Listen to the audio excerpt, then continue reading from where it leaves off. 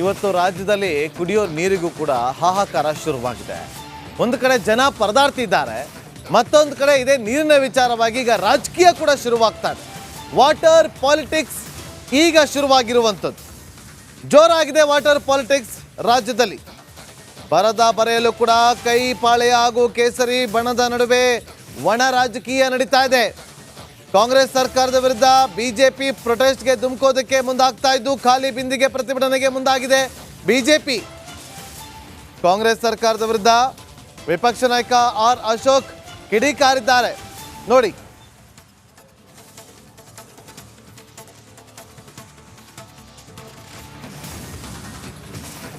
ಪರೀಕ್ಷೆ ಮಾಡಿ ಯಾವ್ಯಾವ ಬೋರ್ವೆಲ್ಲನ್ನು ಕುಡಿಯೋ ಅಂಥದ್ದಕ್ಕೆ ಯೋಗ್ಯ ಇದೆ ಅದನ್ನು ನೀವು ಸರ್ಕಾರದ ವಶಕ್ಕೆ ತೆಗೆದುಕೊಂಡು ಸಪ್ಲೈ ಮಾಡಬೇಕಾಯಿತು. ಅಲ್ಲೂ ಮಾಡಿಲ್ಲ ನೀವು.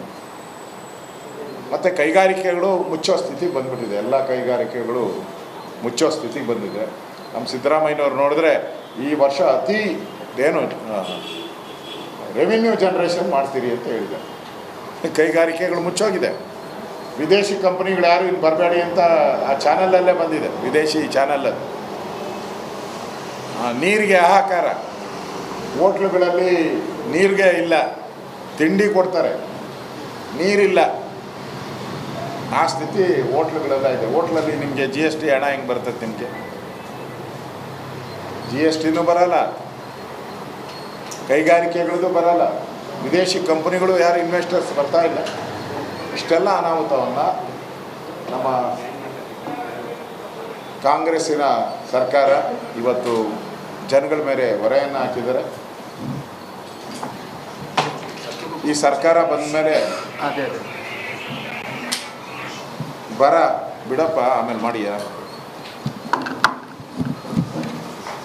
ಬೆಂಗಳೂರಲ್ಲಿ ಯಥೇಚ್ಛವಾಗಿ ಅಪಾರ್ಟ್ಮೆಂಟ್ಗಳು ಇದೆ, ಯಥೇಚ್ಛವಾಗಿದೆ. ಅಪಾರ್ಟ್ಮೆಂಟ್ಗಳಲ್ಲಿ ಹಾಹಾಕಾರ ಇದೆ. ಕಾವೇರಿ ನೀರು ಇಲ್ಲ, ಟ್ಯಾಂಕರ್ ನೀರು ಇಲ್ಲ. ಫ್ಲ್ಯಾಟ್ಗಳವರೆಲ್ಲ ಬಿಂದಿಗೆ ಹಿಡ್ಕೊಂಡು ರೋಡಲ್ಲಿ ನಿಂತ್ಕೊಳ್ಳೋವಂಥ ಪರಿಸ್ಥಿತಿ ಹಿಂದೆಂದೂ ಬಂದಿಲ್ಲ. ಒಂದು ಕಡೆ ಬಿಜೆಪಿ ಪ್ರತಿಭಟನೆ ಮಾಡೋದಕ್ಕೆ ಮುಂದಾಗ್ತಾ ಇದ್ರೆ ಆ ವಿಚಾರವಾಗಿ ಇದೆಲ್ಲ ರಾಜಕೀಯ ಅಂತ DCM DK ಶಿವಕುಮಾರ್ ಅವರು ಡಿಚ್ಚಿ ಕೊಟ್ಟಿದ್ದಾರೆ. ಅವರು ಪ್ರತಿಭಟನೆ ಮಾಡಿದ್ರೆ ಮಾಡಲಿ ಅಂತೇಳಿ DK ಶಿವಕುಮಾರ್ ಅವರು ಡಿಚ್ಚಿ ಕೊಡುವಂಥ ಪ್ರಯತ್ನವನ್ನು ಮಾಡಿದ್ದಾರೆ. ವಿಪಕ್ಷದವ್ರಿಗೆ ಟೀಕೆ ಮಾಡೋದು ಬಿಟ್ಟರೆ ಬೇರೆ ಏನೂ ಇಲ್ಲ.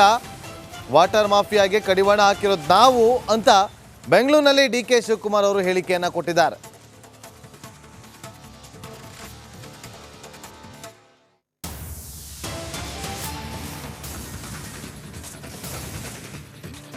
First time in the history ಬೆಂಗಳೂರಿನ ಚರಿತ್ರೆಯಲ್ಲಿ ಈ ರೀತಿ ಟ್ಯಾಂಕರ್ಗಳನ್ನೆಲ್ಲ ಕಂಟ್ರೋಲ್ ತೆಗೆದುಕೊಂಡು ಅವ್ರಿಗೆ ನಿಯಂತ್ರಣ ಮಾಡಿ ಆ ಟ್ಯಾಂಕರ್ ಮಾಫಿಯಾಗಳನ್ನು ತಳಿಸಿ ಎಲ್ಲೆಲ್ಲಿದೆ ವಾಟರ್ ಸೋರ್ಸಸ್ ಎಲ್ಲ ಕೂಡ ಇವತ್ತು ಮೋರ್ ದೆನ್ 50% ಬೋರ್ವೆಲ್ಗಳೆಲ್ಲ ಪ್ರೈವೇಟ್ ಬೋರ್ವೆಲ್ಗಳೆಲ್ಲ ಡ್ರೈ ಆಗಿದೆ.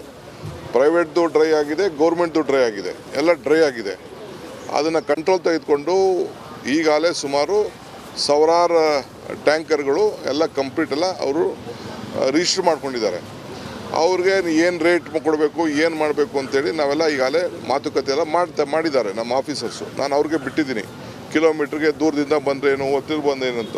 ಜೊತೆಗೆ ಬೇರೆ ಬೇರೆ ಟ್ಯಾಂಕರ್ಸ್ನ, ಹಾಲನ್ ಟ್ಯಾಂಕರ್ಸ್ ಕೂಡ ದೊಡ್ಡ ದೊಡ್ಡ ಟ್ಯಾಂಕರ್ಸ್ನ ಟೇಕ್ ಓವರ್ ಮಾಡಬೇಕು. ಸ್ಟೇಟಲ್ಲಿ ಎಲ್ಲೆಲ್ಲಿ ಫ್ರೀ ಉಳ್ಕೊಂಡಿದೆ ಎಲ್ಲ ತರಿಸಿ ಇಟ್ಕೋಬೇಕು ಅಂತ ತೀರ್ಮಾನ ಮಾಡಿದ್ದೀವಿ.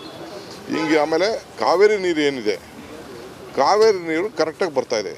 ಇನ್ನು ಜಾಸ್ತಿ ನೀರು ಬರ್ತಾಯಿದೆ ಕಾವೇರಿ ನೀರು. ಕಾವೇರಿ ಈ ಸಂದರ್ಭದಲ್ಲಿ ಕಾವೇರಿ ನೀರು ಏನು ಒಂದು 0.25 MLD ನೀರು ಆ್ಯಡ್ ಆಗ್ತಾಯಿದೆ. ಜಾಸ್ತಿ ನಾವು ಡ್ರಾ ಮಾಡ್ತಾಯಿದ್ದೀವಿ. ಏಕೆಂದರೆ ಕುಡಿಯೋ ನೀರಿಗೋಸ್ಕರ ತೊಂದರೆ ಆಗಬಾರ್ದು ಅನ್ನೋ ದೃಷ್ಟಿಯಿಂದ 110 ವಿಲೇಜ್ಗೆ ಏನು ಸಪ್ಲೈ ಮಾಡಬೇಕಾಯಿತು ಅದನ್ನು ಈಗ ನೆಕ್ಸ್ಟು ಮೇ ಎಂಡ್ಗೆ ಕಂಪ್ಲೀಟ್ ಕಾವೇರಿದು 5th ಸ್ಟೇಜ್ ಏನಿದೆ ಅದು ಅಲ್ಲಿವರೆಗೂ ನಾವು ಭಾಳ ಜಾಗೃತವಾಗಿದ್ದೀವಿ. ಮತ್ತಷ್ಟು ಮಾಹಿತಿಯನ್ನು ಕೊಡೋದಕ್ಕೆ ನಮ್ಮ ಪೊಲಿಟಿಕಲ್ ರಿಪೋರ್ಟರ್ ಬಸವರಾಜ್ ಲೈವ್ನಲ್ಲಿ ಜಾಯ್ನ್ ಆಗಿದ್ದಾರೆ. ಬಸವರಾಜ್, ಈಗ ವಾಟರ್ ಇಲ್ಲ ಅಂತೇಳಿ, ನೀರಿಲ್ಲ ಅಂತೇಳಿ ಜನ ಪರದಾಡ್ತಿದ್ದಾರೆ. ಈಗ ಈ ವಿಚಾರದಲ್ಲಿ ಕೂಡ ಈಗ ವಾಟರ್ ಪಾಲಿಟಿಕ್ಸ್ ಶುರುವಾಗಿದೆ. ಮಾಹಿತಿ ಕೊಡ್ಬೋದಾ ಬಸವರಾಜ್?